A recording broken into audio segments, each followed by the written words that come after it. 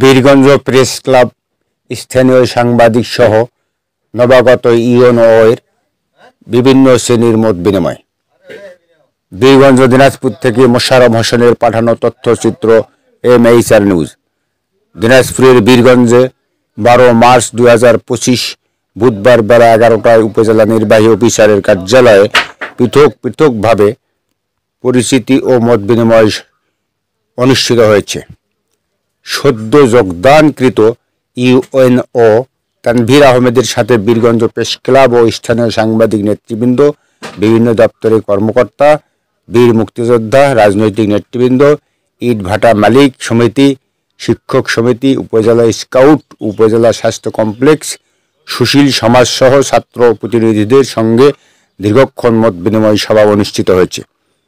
মঙ্গলবার 11 মার্চ সকালে ভারপ্রাপ্ত ইউএনও কামরুজ্জামান সরকারের কাছ থেকে নবাগত ইউএনও তানভীর আহমেদ দায়িত্ব বুঝে নেন। জামালপুর জেলার স্থায়ী বাসিন্দা তানভীর আহমেদ 35তম বিশেষ ক্যাডার। এখানে ইউএনও হিসেবে যোগদানের আগে তিনি কুড়িগ্রাম চর রাজীবপুর ইউএনও হিসেবে দায়িত্বে ছিলেন। সার্বিক উন্নয়ন ও ভালো কাজে সকলের আন্তরিক সহযোগিতা কামনা করেছেন তিনি। MHR news.